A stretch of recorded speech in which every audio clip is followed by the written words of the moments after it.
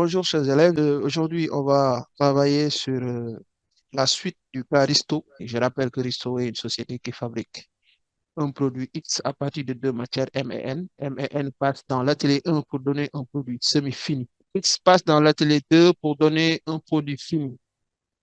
Voilà, donc semi-fini X, il devient produit fini après passage dans l'atelier 2. Donc le schéma technique l'a bien matérialisé.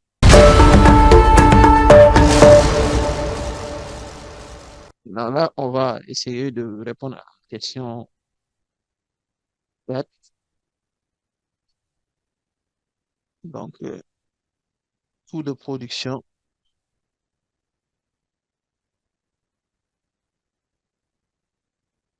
coût de production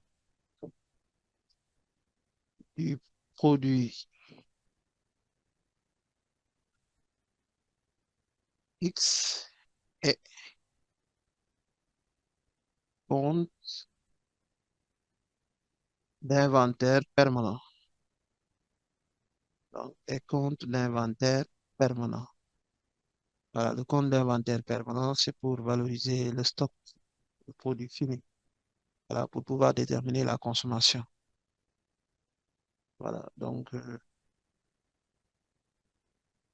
tableau à quatre colonnes. Éléments, quantité, prix unitaire, montant. Donc, éléments,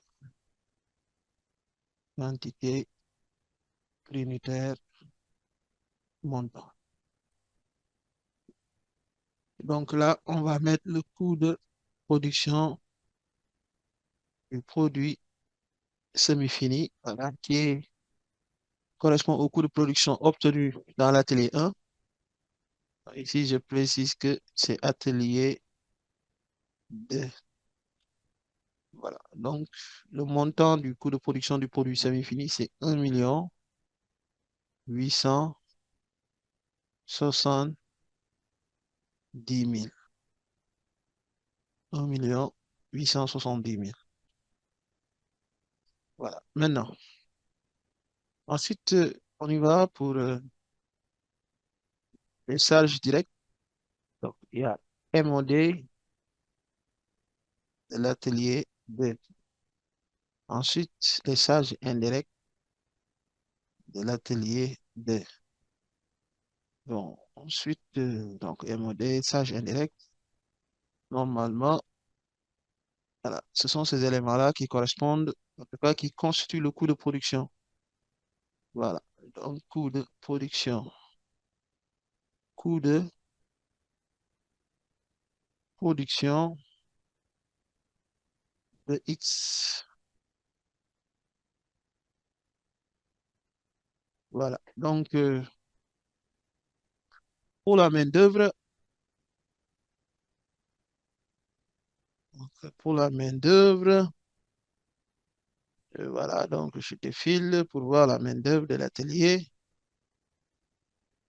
La main-d'œuvre de l'atelier, charge directe, c'est le point 4. Atelier 2, apparemment, il y a 100. Donc, atelier 2, il y a 162, 162 heures. Voilà, multiplié par 171. Voilà, pour les charges indirectes, charges indirectes atelier 2, 52 000. On a directement donné le montant, c'est 52 000, les charges indirectes de l'atelier 2. Voilà, maintenant, si nous calculons le montant des charges directes, MOD, et 162 multiplié par 171, voilà, 162 fois 171 égale à 27 702. 27 702. Voilà. Maintenant, pour le coût de production, je rappelle que ici, on doit mettre la quantité fabriquée pour X. On a fabriqué 60X. Voilà. On additionne les montants qui vont correspondre au coût de production. 1 million Bon, là, c'est 1 870 405. 1 870 405 plus la main-d'œuvre, 27 702 plus les charges indirectes, 52 000. Voilà, ça donne 1 950 107. Voilà, 1 950 107. Maintenant, on fait l'inventaire permanent.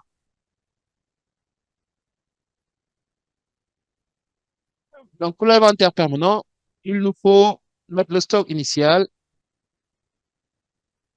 Voilà, donc on l'ajoute au coût de production.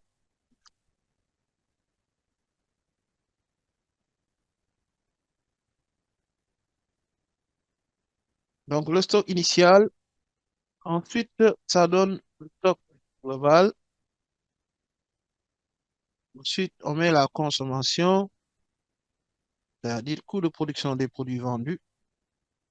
Et enfin, on obtient le stock final.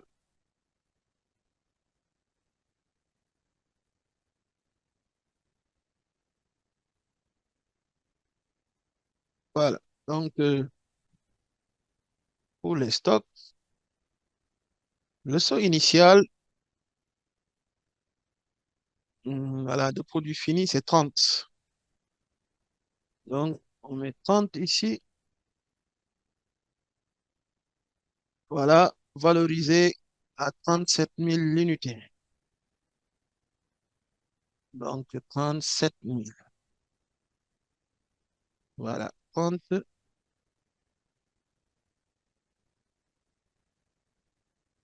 fois 37 000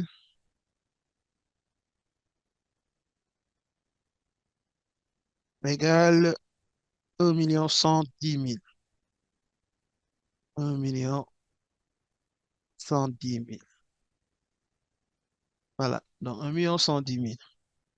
Donc, le saut global en quantité, 60 plus 30, ça fait 90.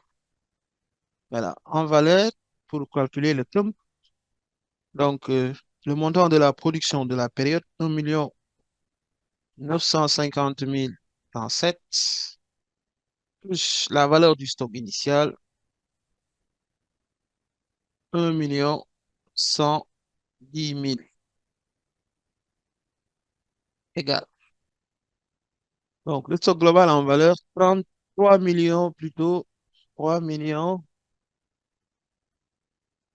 060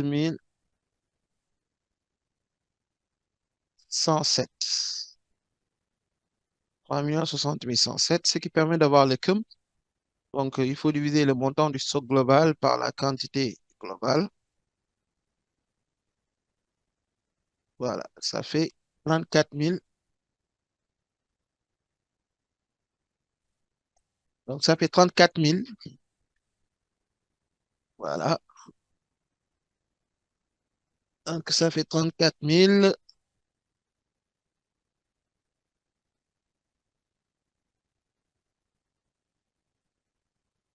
34 001. Voilà le montant du stock global. 34 001. Le CUM, plutôt. Non, le CUM, là, ça correspond à la valeur unitaire du stock. C'est-à-dire chaque unité de produit en stock vaut 34 001. Voilà. Maintenant, à partir de ce moment, voilà, la consommation sera valorisée. Je rappelle que pour le stock fabriqué, le stock final fabriqué de produits, la quantité qui doit sortir, cette quantité est valorisée par le CUM du stock global de produits. Donc, en rouge, je vais reproduire le CUM qui est le prix unitaire de chaque élément qui va sortir du stock.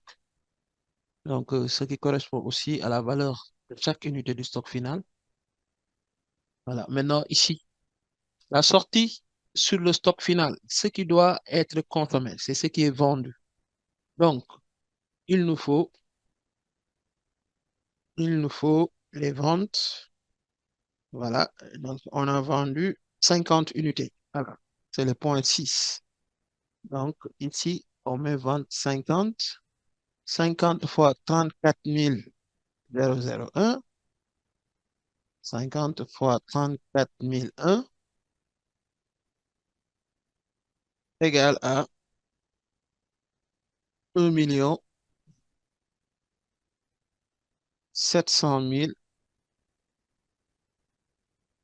050. 1 700 050. Maintenant, le stock final, c'est le stock restant, c'est les 40. Avec 40 multiplié par 34 001 égale à 1 360 040. 1 360